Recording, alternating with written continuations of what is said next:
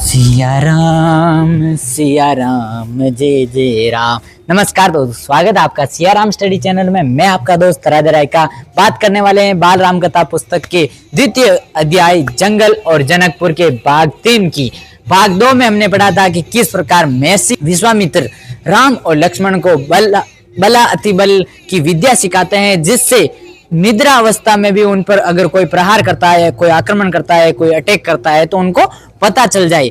उसके उपरांत क्या होता है, वहां पर ही सरयू नदी के किनारे ही रात गुजारने के बाद पुनः सुबह उनकी यात्रा फिर से प्रारंभ होती है। और इसके बाद हम आगे अध्ययन करेंगे या आगे जानेंगे कि किस प्रकार उन्होंने अपना जो नित्य कर्म है वो आरंभ किया। तो रास्ते में पड़ने वाले आश्रमों के बारे में, वहां के लोगों के बारे में, वृक्षों वनस्पतियों के संबंध में, स्थानीय इतिहास उसमें शामिल होता है कि महर्षि विश्वामित्र ने राम और लक्ष्मण को दोनों को क्या बताया, वहां के जंगल के बारे में, वहां के लोगों के बारे में, वृक्षों वनस्पतियों संबंध में, स्थानीय इतिहास उसमें शामिल होता है कि वहां की जो सरयू नदी के किनारे रहने वाली आदिवासी जनजाति, जो भी जनजातियां, वनस्पति, जंगल, जानवर, सब के बारे में उन्होंने विस्तार से बताया। क्योंकि पहले महर्षि विश्वामित्र आगे चल रहे थे, उसके बाद राम और उसके बाद लक्ष्मण, लेकिन अब ऐसा नहीं था। अब तीनों उसी रास्ते पर साथ साथ में चल रहे थे, जिससे महर्षि बताया गया कोई भी उपदेश या उद्देश्य वो प्रत्येक बात को ध्यान से सुन सके, इसके लिए महर्षि राम और लक्ष्मण को दोनों को विस्तार से बात पूरी तरह से बता रहे थे। तो उसी प्रकार आगे बात करते हैं कि आगे की यात्रा कठिन थी, कि इतनी यात्रा तो उन्होंने बहुत ही आसानी से कर ली। राजमहल से सरयू के किनारे किनारे किनारे एक दिन की यात्रा तो राम, लक्ष्मण और महर्षि विश्वामित्र ने बहुत ही अच्छे से पूर्ण कर ली। लेकिन आगे की जो यात्रा थी वो बहुत ही कठिन थी। जंगलों से होकर उससे पहले उन्हें नदी पार करनी थी। आगे की जो उनकी जो यात्रा थी वो यात्रा बहुत ही कठिन और परेशानी या रास्तों में रुकावटें वाली थी। लेकिन उससे पहले उनको नदी पार करनी थी। कौन सी नदी? सरयू नदी। सरयू नदी के किनारे किनारे चल रहे थे। रात में ऐसा करना महर्षि विश्वामित्र को उचित नहीं लगा, कि रात का समय होने वाला था, कि संध्या हो गई थी। और महर्षि विश्वामित्र ने कहा कि राजकुमार राम, राजकुमार लक्ष्मण, अब संध्या का समय हो गया और रात होने वाली है, तो इस समय हमें नदी पार नहीं करनी चाहिए। सुबह वापस जैसे ही प्रभात वेला आएगी, उस वेला के साथ है हम हमारी जो यात्रा है उसे आरंभ करेंगे और नदी पार करेंगे, नाव से गंगा पार करेंगे। तीनों लोग वहीं रुक गए। तीनों कौन कौन? महर्षि विश्वामित्र और राम और लक्ष्मण, तीनों वहीं रुक गए संगम पर। कौन सा संगम? सरयू नदी और गंगा नदी का जो संगम था, उसी संगम के ऊपर बने आश्रम में अगली सुबह उन्होंने नाव से गंगा पार की। सरयू के बाद जो नदी आई, संगम सरयू और नदी गंगा दोनों का संगम हो गया। और उसके बाद गंगा नदी की सीमा प्रारंभ हो गई। तो गंगा नदी उन्होंने सुबह प्रभात गंगा नदी पार की। नदी पार जंगल था, घना, दुर्गम, सूरज की किरणें धरती तक पहुंचती, इतना घना व डरावना जंगल था कि सूरज की जो किरणें थी वो धरती पर पहुंचे नहीं पाती थी। इतना वनस्पति क्षेत्र इतना फैला हुआ था, इतना घना और बीहड़ जंगल था कि इतना डरावना इसलिए बोला जाता क्योंकि उसके अंदर भय लगता था। वनस्पति, जानवरों की, पशु पक्षियों की, विभिन्न प्रकार की अलग अलग तरह की आवाजें आती थी। तो इसीलिए वहां पर लोगों के अंदर डर का माहौल था। हर ओर से झिंगुरों की आवाज, जानवरों की दहाड़, कर्कश ध्वनियां की डरावना होने का कारण हर तरफ जानवरों की आवाज, गहन अंधेरा और कर्कश ध्वनियां।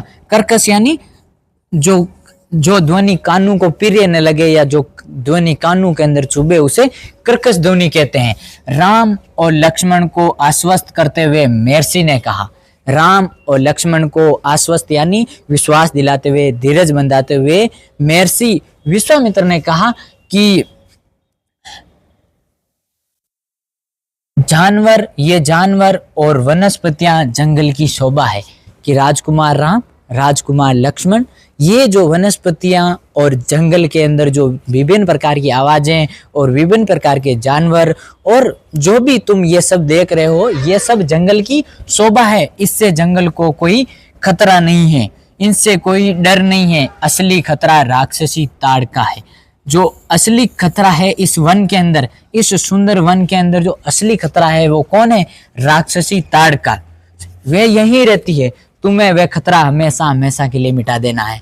जो उद्देश्य था महर्षि विश्वामित्र का, वो यही उद्देश्य था कि जो इस जंगल के अंदर जो पशु पक्षी सुकून से नहीं रह पा रहे या आसपास के लोग जो सुकून से नहीं रह पा रहे, उसका सबसे बड़ा कारण है इस जंगल के अंदर ताड़का नाम की राक्षसी का भय, या ताड़का नाम राक्षसी का एक तरफ से आक्रोश या किसी भी प्रकार का भय। तो अगर राक्षसी शब्द आ गया है तो राक्षसी यानी कुप्रवृत्ति वाली महिला, जो कि जंगल के अंदर बिना बाती पशु पक्षियों को मारती थी, बिना बाती वनस्पति को तहस नहस करती थी।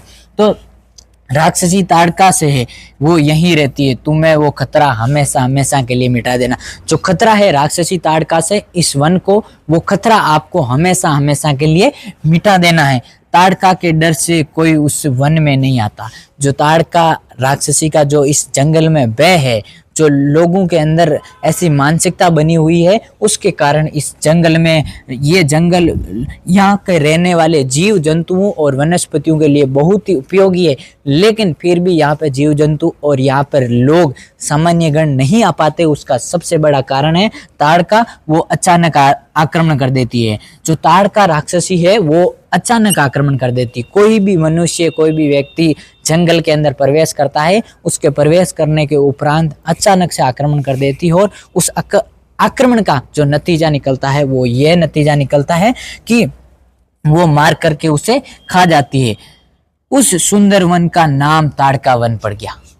ताड़का राक्षसी का इतना भय था चारों तरफ कि जो वो जंगल था, इतना सुंदर जंगल था, उस जंगल का नाम ही क्या पड़ गया?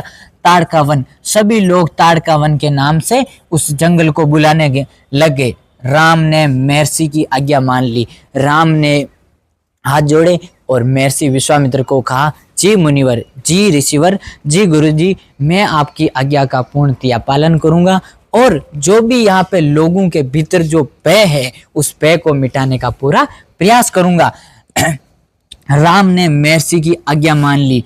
धनुष जो तीर चलाने वाला, उनके पास जो शस्त्र था, धनुष पर प्रत्यंचा चढ़ाई और उसे एक बार खींचकर छोड़ा।